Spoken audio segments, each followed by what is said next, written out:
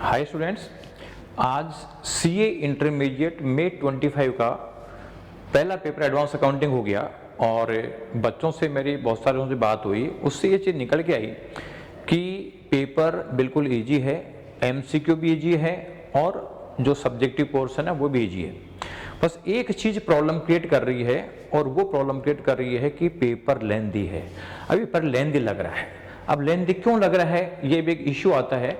तो बच्चों को लेंदी से लग रहा है कि आजकल बच्चे स्टडी मटेरियल के क्वेश्चन सोल्व करने के बजाय वीडियो से, क्लासरूम के जो वीडियोज हैं उसको देख के काम चलाते हैं कि हाँ मेरे समझ में बैठ गई, और जब लिखना चालू करते हैं तो फिर वो टाइम कम पड़ता है।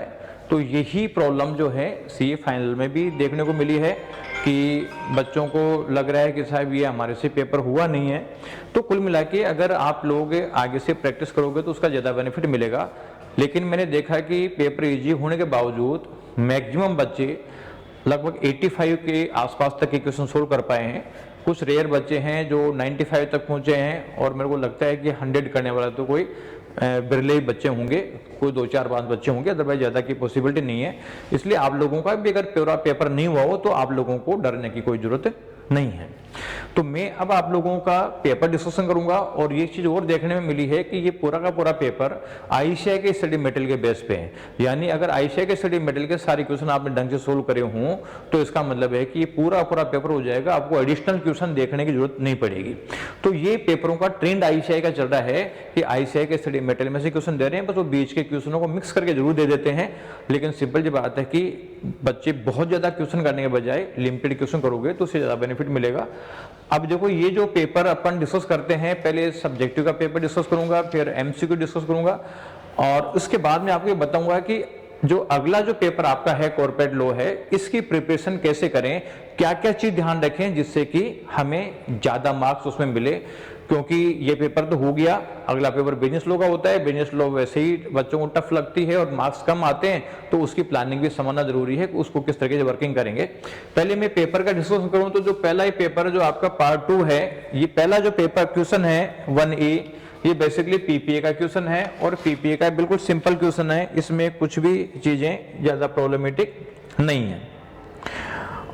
और इसका जो अपन बी पार्ट का बात करते हैं, 1A और 1B पार्ट की बात करते हैं, तो ये bonus issue and right issue का क्वेश्चन है और इसके पॉइंट भी लगभग सेम ही है। इसका मतलब है कि इसमें भी नई चीज कुछ भी नहीं है, बच्चा आराम से कर सकता है। मॉड्यूल बेस्ड क्वेश्चन है।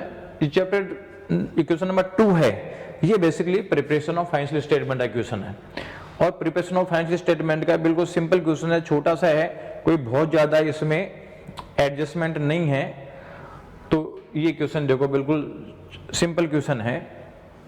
लेंथ जरूर है, तो लेंथ की वजह से बच्चे पैनिक होते हैं, इसकी वजह से गड़बड़ होती है, तो ये अलग इश्यू है। इसके बाद में जो क्वेश्चन नंबर 3A है, 3A, ये 3A के क्वेश्चन जो है वो कैश फ्लो के ऊपर बेस्ड है। यानी ये कैश फ्लो का क्वेश्चन है। कैश फ्लो में भी बहुत कम एडजस्टमेंट दे रखे हैं, यानी इस क्वेश्चन को करने में भी बच्चों को दिक्कत नहीं आएगी, बस जो प्रैक्टिस की दिक्कत है वो बात अलग है। इसके अलावा जो इसका बी पार्ट है, ये इंटरिम फाइनेंशियल रिपोर्टिंग का क्वेश्चन है। AS 25 का इंटरिम फाइनेंशियल रिपोर्टिंग का है। वैसे देखिए जाए तो कोई ज्यादा टफ नहीं है, सेम एडजस्टमेंट आपको आईसीएआई के स्टडी मटेरियल में मिल जाएंगे। इसके बाद में हम क्वेश्चन नंबर 4 को देख के चलते हैं। तो क्वेश्चन नंबर जो आपका 4 है, ये अमालगमेशन का क्वेश्चन है और अमालगमेशन में भी बहुत कम एडजस्टमेंट आप लोगों से पूछे हुए हैं। यानी इस क्वेश्चन में भी बच्चा करेगा तो दिक्कत नहीं आएगी। यानी पेपर देखी जाए तो मतलब अच्छा है, इजी पेपर है। तो ये अमालगमेशन का क्वेश्चन 4 हो गया। अमालगमेशन के बाद में जो क्वेश्चन नंबर 5 है, ये बेसिकली आपका कंसोलिडेशन का है, सीएफएस का है। और सीएफएस का जो क्वेश्चन है इसमें पीएनएल पूछा है, सीएफएस यानी कंसोलिडेटेड पीएनएल, और छोटा सा क्वेश्चन है बच्चों के लिए, अच्छा क्वेश्चन है ये। और इसके बाद में जो ये अगला पार्ट है 5A के बाद में 5 जो बी है ये भी CFS का है, बस इसमें गुडविल कैपिटल पूछा है कि आप एक्विजिशन करते हैं तो उस केस में गुडविल कैपिटल क्या होगा। इसके अलावा 6B क्वेश्चन अकाउंटिंग स्टैंडर्ड है, इसका जनरल क्वेश्चन है 6A। 6B जो क्वेश्चन है ये आपका इम्पेयरमेंट का क्वेश्चन है, यानी इम्पेयरमेंट जो है इसका भी छोटा सा क्वेश्चन है ये। और इसका जो क्वेश्चन बी है ये भी फाइनेंशियल स्टेटमेंट का क्वेश्चन है, यानी फाइनेंशियल स्टेटमेंट में से अच्छे क्वेश्चन पूछे हुए हैं। और 6 जो है ये डिपेंडेंट ब्रांच का है, तो ये जो पेपर है बेसिकली ओवरऑल बेसिस पे देखते हैं तो थोड़ा लेंथी पेपर है, अदरवाइज बेसिस देखी जाए तो कोई ज़्यादा प्रॉब्लम इसमें नहीं है। अभी देखो जो MCQ की बात करते हैं तो MCQ में ये जो पहला केस सिनेरियो दे रखा है ये बायबैक का दे रखा है, यानी बायबैक ऑफ शेयर्स का दे रखा है। तो बायबैक ऑफ शेयर के बेसिस पे ये आपको क्वेश्चन नंबर 1, 2 और 3 ये तीनों बायबैक के क्वेश्चन आप लोगों से पूछे हुए हैं। और इसके बाद में अगला जो क्वेश्चन दे रखा है ये दे रखा है फाइनेंशियल स्टेटमेंट का। क्वेश्चन नंबर 4 है फाइनेंशियल स्टेटमेंट का दे रखा है और ये भी सिंपल है। क्वेश्चन नंबर 5 है वो इंटरनल रिकंस्ट्रक्शन का है, और अभी इसकी आंसर की भी हम प्रिपेयर कर रहे हैं, तो ये MCQ की आंसर की भी आपको जल्दी मिल जाएगी और सब्जेक्टिव की आंसर की हम बना के डालेंगे। सब्जेक्टिव में लिखने में टाइम लगता है और MCQ का अभी एक बार आंसर हम डिस्कस कर रहे हैं, डिस्कस करके फिर आप लोगों को बताएंगे। इसके बाद में देखो क्वेश्चन नंबर जो आपका आगे केस सिनेरियो 2 है, और ये जो केस सिनेरियो 2 है ये बेसिकली कंस्ट्रक्शन कोड का है, कंस्ट्रक्शन कॉन्ट्रैक्ट ES 7 का है। और इसमें जो आपके क्वेश्चन दे रखे हैं ये आपका क्वेश्चन नंबर 6, 7, 8 तीनों क्वेश्चन ही जो है वो आप लोगों को दे रखा है कंस्ट्रक्शन कॉन्ट्रैक्ट का।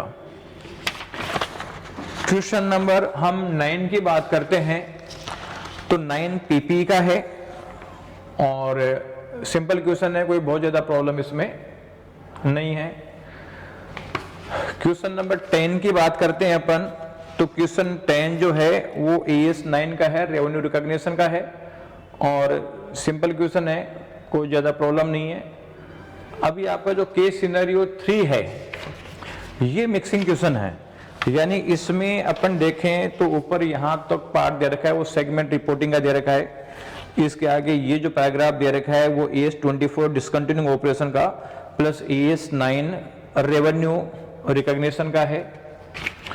और ये जो आगे दे रखा है ये फॉरेन एक्सचेंज का ES 11 का है। यानी कुल मिला के 4 ES के बेसिस पे ये क्वेश्चन पूछा हुआ है।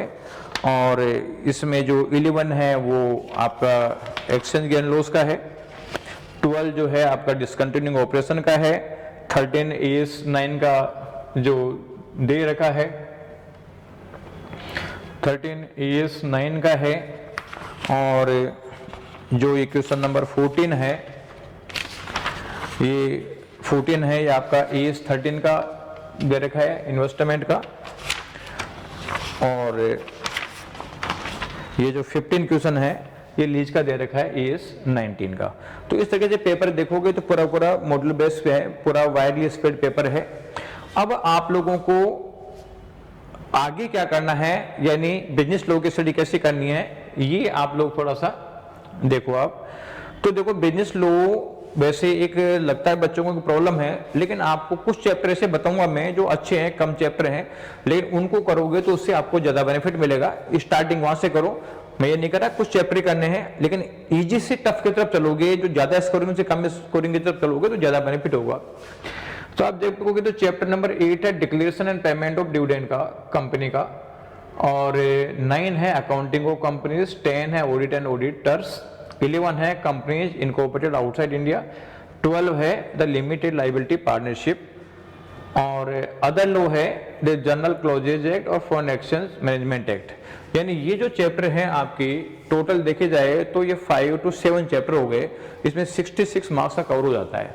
यानी मान के चलो कि लगभग ये 60% 50 से थोड़ा सा ज्यादा है, 50% के आसपास सिलेबस है। लेकिन इसमें आप 66 मार्क्स का पेपर अटेम्प्ट कर सकते हो, तो ये इजी भी है। आप पहली प्रायोरिटी बेस को करें। सेकंड प्रायोरिटी में देखो जो है ये acceptance of deposit by companies, chapter 5, 6 registration charges, 7 management and administration, और चैप्टर 2 है ये 28 मार्क्स का वेटेज इसका है। तो उसके बाद सेकंड प्रायोरिटी में ये करें।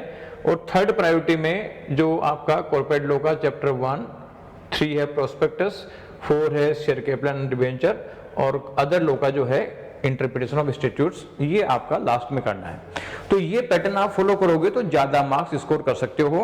और इसमें सेक्शन नंबर को ज्यादा याद करने की जरूरत नहीं है, कंटेंट आप मॉड्यूल से देख देख के रिवाइज करो, तो जो ज्यादा से ज्यादा आपको मॉड्यूल की चीज याद रहेगी। और बिना पैनिक हुए शांति से आप पेपर देना, और पेपर देते समय इजी से टफ लेके चलना। मोस्ट इजी क्वेश्चन सबसे पहले करना है, सबसे टफ क्वेश्चन सबके लास्ट करना है, क्योंकि कई बार बच्चा टफ क्वेश्चन उठा लेता है और अटक के बैठ जाता है, तो ये गलती उससे बिल्कुल नहीं होनी चाहिए।